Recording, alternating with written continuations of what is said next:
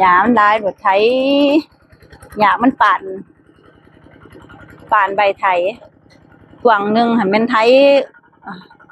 หน้าหุดป้าไว้เดี๋ยวค่ะว่าบ่มีน้ำพี่น้องน้ำเกิดเบิดได้ให้หน้าถ้าน้ำเกิดเบิดคือจังซั่นแล้วหญ้ามันก็ได้เกิดฝนสิตกลงมาใส่ก็โอ้เป็นเดือนบ่เลยตกมาแล้วเพราะว่าดินเด้อเฮาก็ห่างๆฝนมื้อนี้นี่บ่มีฝนเบิดมื้อ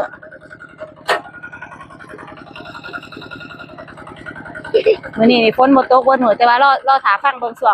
ช่วงแรกพี่น้องเพราะว่ายามแล้งนี่เพิ่นเคยตก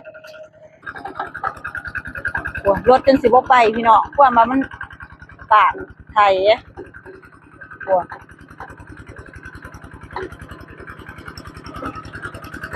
ขี้ดินป่านไถขนาดมันมีหญ้าติค่ะหญ้ามันป่านใส่กับใบไถค่ะ